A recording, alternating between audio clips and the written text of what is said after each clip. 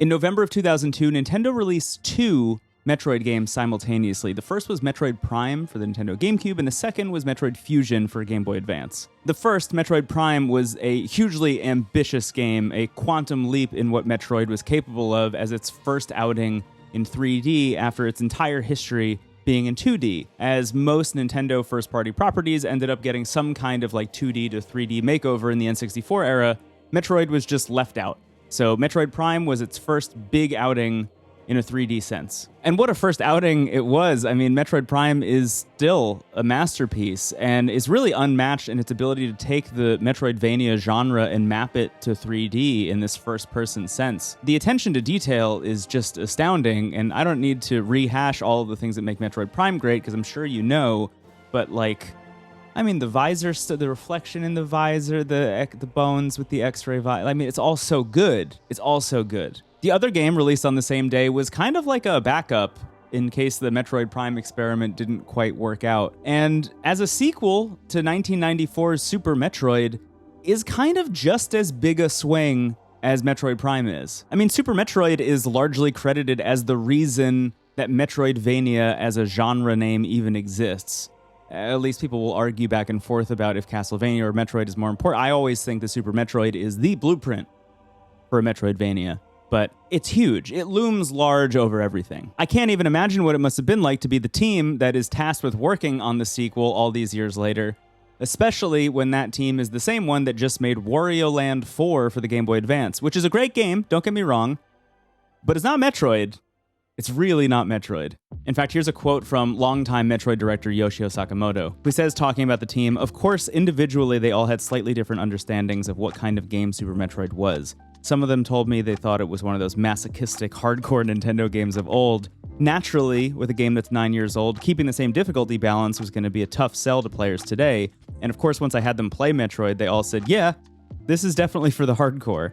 I find that Nintendo developers frequently find themselves in these precarious and like horrible situations where they need to follow up what a lot of people consider is one of the best games of all time. And to have the team that made Wario Land 4 need to follow up Super Metroid, I imagine is pretty terrifying. How do you follow up what many consider to be perfection? And in the case of that team, they chose to kind of reconfigure the difficulty of Metroid in a couple key ways, some of which worked really well, and some of which rubbed a lot of players the wrong way, and still do, as it turns out. The first one that I think is interesting is just like mechanically and from a control perspective, Metroid Fusion feels significantly better than every other Metroid game that came before it. In fact, so much that I find it difficult to go backwards to the other games. The second change is a really strong focus on narrative and tone, which is a pretty big break away from the first three games in the series, which are, I would just consider more vibes-based. Some of them aren't even like show, don't tell. Some of them are just don't show, don't tell. You just need to infer based on vibes. Fusion leans really hard into the idea of paranoia and isolation and fear, but also is telling a concrete story with characters in it, which leads a lot of players, or led a lot of players at the time, to complain that the game was hand-holding and too linear. After being infected with a parasite that's only referred to as X by the Federation, Samus learns that the vaccine to cure her is born from the DNA of Metroids. She literally has Metroid DNA injected into her. Samus also learns that there were certain parts of her suit that were so heavily infected with the X parasite that they needed to be surgically removed from her body, and other pieces remain grafted on, which is also absolutely terrifying. We're starting the game with body horror right out of the gate. Samus is then sent to investigate the Biologic Space Laboratories, or the BSL, by an AI named Adam, who is the uploaded consciousness of a former CO that she served under. It's at the BSL that Samus comes face to face with SAX, which is a being that has essentially assumed the role of Samus via the infected pieces of her suit from Super Metroid. On the surface, SAX is just horrifying to come across. That first moment where you run into it is, I think, one of the best moments in video games, in my opinion, where you cut from a normal, 2D Metroid experience to a close-up of the soulless eyes of SAX. It's a completely unexpected shift in perspective, and it's super effective, and really freaked me out when I was a kid. But also, SAX is a completely powered-up version of Samus, and because you're playing a Metroidvania, of course, you, at the time, are a completely depowered version of Samus. Every Metroidvania starts you with almost nothing, and in Metroid Fusion, Samus starts with just an arm cannon And that means that when you run into SAX, who has the ice beam, notably, Metroids are weak to ice, and you now have Metroid DNA injected into you, which means you are now weak to ice. So the fact that SAX is running around with an ice beam means you're pretty much screwed if you run into it at any given point. And all of this allows Fusion to build on this inherent fear that we've always had in previous Metroid games, where you're just isolated and alone wandering around a space, shooting aliens and trying to not die. In this case, you're actively being hunted by a thing that can kill you very, very, very easily with little effort. At any moment while playing Metroid Fusion, a perfect clone of you is hunting you and judging you and mocking you with its very existence. And in the face of SAX, you are completely powerless, and Adam will spend a lot of time over the course of the game reminding you of how powerless you are. He loves to rub it in. He loves to rub it in. Maybe there's a plot reason for that, who knows? But that comparison is the core of what works about Metroid Fusion, right? It's not just the fear of being presented with a clone of yourself, it's the fear of being presented with a perfect clone of yourself. We all have that idealized version of ourselves that gets the award or gets the job or gets their shit together. But, sometimes the goalposts just keep moving for some people. And sometimes that version of yourself that you imagine striving towards and reaching towards just feels further and further and further away. Usually that anxiety about potential is rooted firmly in the future. It's a thing that you're running towards. How can I become better? How can I be better? But for Samus, and maybe even for the team that was developing this game, that anxiety is rooted in the past. It's the only game that acknowledges the terror that comes with being all-powerful and then losing everything. So many Metroidvanias open with that trope, but this is one that turns it into mechanics and turns it into the core theme of the video game. It's really cool. So I don't really think it's a stretch to say that you can view the entirety of this game through the lens of a development team that has been given basically an impossible task. For the team that made Wario Land 4, I'm sure they were not worried in the slightest about the movement and the mechanics of it all. Wario Land 4 feels amazing, and Metroid Fusion also feels amazing. Where I imagine that anxiety sits is in the kind of nebulousness that makes Metroid Metroid. And once again, how do you compete with what many people consider to be perfection? How do you one-up Super Metroid, especially almost a decade later? And through that lens, SAX is not just the husk of Samus's armor, but is a stand-in for the expectations of Super Metroid fans going into Metroid Fusion. By instilling players with the fear and anxiety of running into a more powerful version of Samus Aran, literally wearing the Super Metroid armor, the developers are choosing to share that anxiety and share that fear with the player of trying to make something that will stand up to the test of time another decade later. And in a similar vein, the X-Parasite kind of running around the BSL and inhabiting all these creatures and distorting them and twisting them into weird stuff is kind of the development team acknowledging that they're gonna get their fingers into the muck of Metroid and they're gonna make a bunch of changes, and some of them will work and some of them will be, twisted creatures running around the BSL. It's almost as if the development team wants the player to ask why they would replace Metroids with another different nebulous floating evil villain. It's only fitting then that the cure to the X-Parasite is the Metroid itself, isn't it? Mechanically, Metroid Fusion I think is a masterpiece when it comes to tying mechanics to tone. I already mentioned that the game opens with Samus just having an arm cannon to her name, which is kind of in line with every other Metroidvania, which usually would follow a progression path of making you more and more and more powerful over the course of the video game, till at the end you feel kind of unstoppable, and you're fighting difficult bosses, but, they're pretty easy to get through because you now have that new great equipment, which will, be the weakness of the thing you're fighting or whatever, and then the game's over and you feel all powerful and great and cool and good, and that's it. Metroid Fusion does not do that. Metroid Fusion is not interested in making you feel powerful except for very specific moments. In fact, Metroid Fusion is really obsessed with giving you upgrades and immediately making you feel weak even though you have them. It's a game that absolutely loves to kick your ass over and over and over again, and it proves that by having some absolutely wicked boss fights. I hate that big spider, man. Not Spider-Man, not Spider-Man. Spider, man. I hate that big spider, man. I like Spider-Man, he seems nice. While Samus is getting more and more powerful over the course of the game, it's slowly revealed that the Federation is actually withholding certain upgrades from Samus to keep her weak on purpose, to essentially use her as a training dummy against SAX to try and figure out how powerful it really is. All of this is in service of a narrative where they're trying to harness SAX as some kind of means of military might. They want to figure out the military applications of the X parasite, which is obviously horrifying and terrible. But that narrative conceit also allows Metroid Fusion to kind of stand apart from its predecessor and all the other Metroid games, just because of that real interest in making sure that you feel powerless at all times. You need to be scrappy, and you need to have the wherewithal to use what limited tools you have to escape and live and maybe never thrive, honestly. just never thrive. But there are a couple of moments here and there where the game allows you to feel powerful and it rocks, right? Like there's a moment where you get the Varia suit, which is the one that allows you to absorb the icy X parasites that you just spent a whole bunch of time running away from. There's also the moment where you get the screw attack after fighting Ridley again, which is just a brutal boss fight, which, sidebar, I was noticing a lot of lag while playing that. I don't remember that on the Game Boy Advance. Maybe that's true. Let me know in the comments if that was a thing that happened on the Game Boy Advance, because, I mean, I played it on original hardware so long ago that I don't remember, but I was playing it on the Switch too, like using the Nintendo Switch Online service, and boy, did that Ridley fight lag a whole bunch. But even with all of those upgrades, it doesn't stop you from like getting knocked down and frozen in place for a second if you get hit with one swipe of the claw from the final boss at the end of the game. And even during the final SAX fight, there wasn't a moment where I was like, I feel overpowered and good and great, and this is going super well for me. No, it is still wearing the Super Metroid armor, and it is still more powerful than you and can absolutely wipe the floor with you. And I just spent my time Looney Tunesing my way around, just taking pot shots until it died. And it was like skin of my teeth, that fight. It was not good. I didn't get enough energy tanks. That was on me. I didn't get enough energy tanks, but whatever. But thankfully, that was the second time that I played Metroid Fusion this year.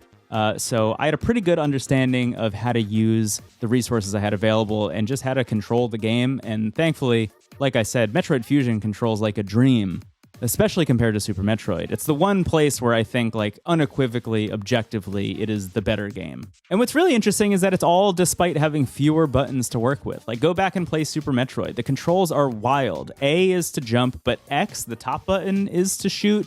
The B button, which probably should be the shoot button, is just used to run faster. When you're running left and right, you can press B and start to run faster.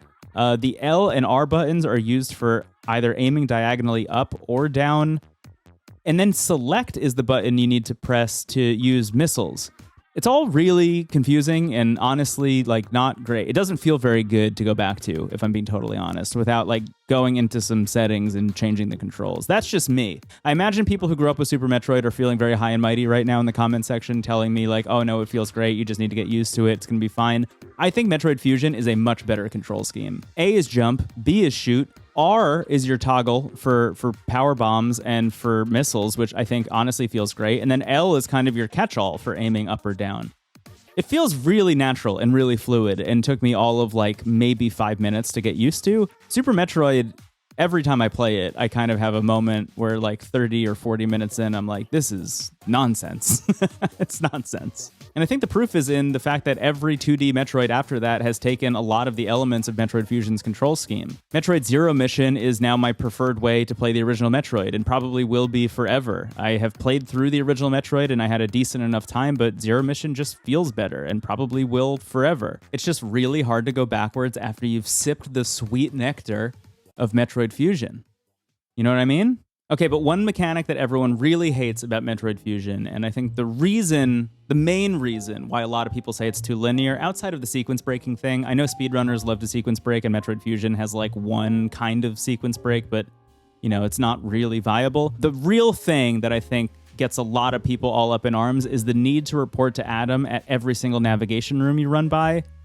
I can understand why people are upset about that, and I, too, don't really think it's very fun, but I also think that the intention behind why you need to do that is sound and makes sense and is actually very cool. Because on one hand, the game forcing you down a linear path allows it to have those really great bombastic storytelling moments, right? The SAX moment that I talked about before, and so many others are really only possible because of the way they force you down certain paths. All of the times you run into SAX and need to run away is built on the fact that the game is linear. And I know that a lot of people think that that's like a bad word when it comes to Metroid, but it creates some really like historically great moments in that game. And the decision to make you stop at every navigation room and talk to Adam along the way is this way of circumventing that isolation and that paranoia that comes with just needing to fight the X-Parasite and fight SAX to make you realize that it's actually the Federation that is the most parasitic organism in the video game. Because you have to remember, the X are just trying to survive. Like, they're just using their survival instinct to do the thing that they were born and bred and have evolved to do. The Federation, on the other hand, are making, like, conscious decisions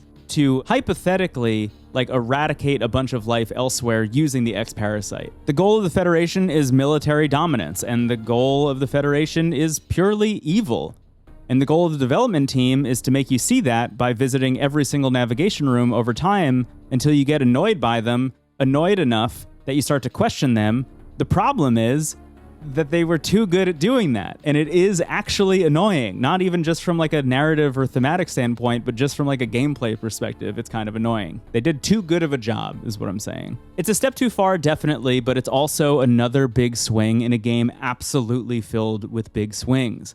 And that's the story of Metroid Fusion in a nutshell, right? It tried to find a lot of different ways to set itself apart from, but also be a sequel to Super Metroid, and I think it succeeds more than it fails. By inserting the player and Samus by extension into the mindset of the development team, they allow the player to understand the anxiety of being a creative and trying to top what many consider to be your best work. In the end of the game, when Samus is able to defeat the X-Parasite with the help of SAX, it's an acknowledgement that you can't create in a vacuum. Metroid Fusion is what it is because of Super Metroid. Run from it all you want, and you probably should, but only by accepting that fact can you take a step forward and create the future.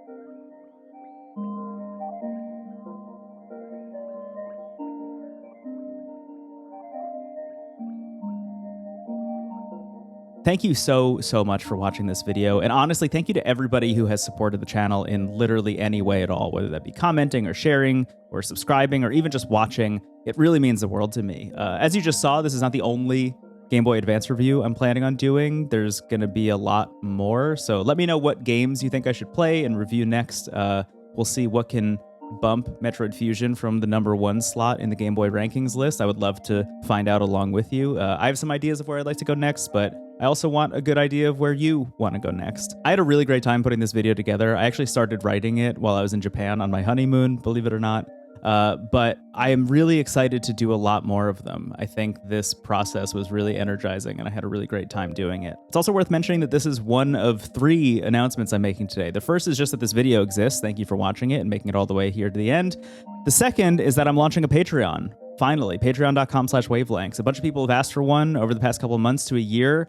And it really means a lot that anyone reached out and was like, please, how do I support this YouTube channel? That means the world to me. But I wanted to make sure that as soon as it launched, there was like a lot of stuff available. So immediately when you join, you're going to find that there's a lot of video for you to watch, like a lot of video. I've been working for the past 2 months to make sure that there was a lot uploaded already. So as soon as people join, they could just peruse and watch a bunch of stuff. I think the first thing that most people who are watching this would probably be most interested in is a Let's Play of the entirety of Metroid Fusion. Over the course of about a week and a half while capturing footage for this review, I also just turned it into a Let's Play, so you can watch me over the course of about a week play through this game. It's worth mentioning I did get COVID while that was happening, so about halfway into the game, I'm fighting my own little X-Parasite while also fighting SAX. I do think that having COVID while playing Metroid Fusion is maybe like the most perfect pairing possible. It wasn't really fun to have COVID, but it was interesting in retrospect to have COVID and play Metroid Fusion. But there's a lot of other stuff available on the Patreon. First of all, I have this entire new series that I've kicked up called Signal Check, which is where I will play the first like hour to 2 hours of a video game and give you my first impressions of it. There's a lot of episodes of that already uploaded on the channel. Anytime I do a Let's Play, it will also end up on the Patreon as well. Anytime I stream on Twitch, the permanent backups or those archives will end up on the Patreon as well. And there's a ton of other stuff I'm planning on doing. I've asked a couple times in YouTube community and in Discord and stuff what people would want if I were to ever start a Patreon. And I heard a lot of people asking for Let's Plays and a lot of people asking for runs of roguelikes. That's a thing I want to start incorporating in as well, maybe daily runs of things. I used to do daily runs of Shovel Knight Dig on the Into the Aether YouTube channel. People really love those. I would love to do something like that again. So stay tuned. The Patreon will continue evolving, but right now there's already so much stuff there. I want to give people some time to kind of sift through it and see what they like and what they don't like. And please give me that feedback for real. All that stuff is available at patreon.com/wavelengths for $5. If you are considering backing the project, thank you so much. And even if you're not, there's still a lot of free stuff that I'm releasing all the time. I'm writing on the blog all the time at wavelengths.online. I'm not going to stop making videos for the YouTube channel. I'm trying to get one out every week. I'm making short form stuff at least every day if I possibly can. And there's also the third announcement for today. So Wavelengths is a YouTube channel, as you already know. Wavelengths is a blog at wavelengths.online. And Wavelengths, as of today, is also a podcast that you can listen to every single week. The tagline I've come up with for the Wavelengths podcast is video game news for the rest of us. The entire idea around Wavelengths as a concept is basically just that, like, the discourse around video games, I think, has gotten so toxic that I wanted to do even the smallest job of trying to push it in the right direction, or at least allowing people who I would say are more level-headed to talk about video games in a way that feels constructive instead of destructive, which so much language used to describe this beautiful art form on the internet is so destructive. So Wavelengths, I hope, on all three of those tiers, writing, video, and audio, is kind of a way to push back against that. The first guest on today's episode is Chris Plant, who was the former editor-in-chief of Polygon.com and current proprietor of Postgames, a really great video game podcast as well. I hope you go check it out. And for those of you who back the Patreon, you will occasionally also get video episodes of the podcast. The free version will always be audio, but if there's a video version, if my guests are cool with me recording video, and that's really the biggest factor for why there would or wouldn't be a video episode, then that will also be available for patrons. So that's everything. Metroid Fusion review and more Game Boy Advance reviews. Patreon.com/wavelengths if you want a lot more video content all the time. I'm constantly making stuff. I'm constantly streaming.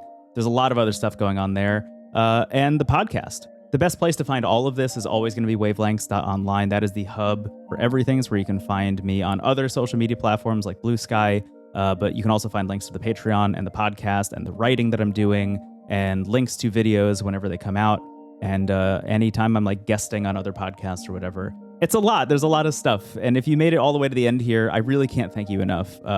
Seriously, this has been kind of a dream and a goal of mine for a really long time. And I've been working for such a long time, for literally years, to be able to work up the courage, I guess, and the confidence to make this leap. And it's really because of you that I have that confidence to do this today. So it really means a lot to me. Thank you so much. I'll see you in the next video. I don't know what it's going to be yet, but I'm excited to find out, and I hope you are too. Bye-bye.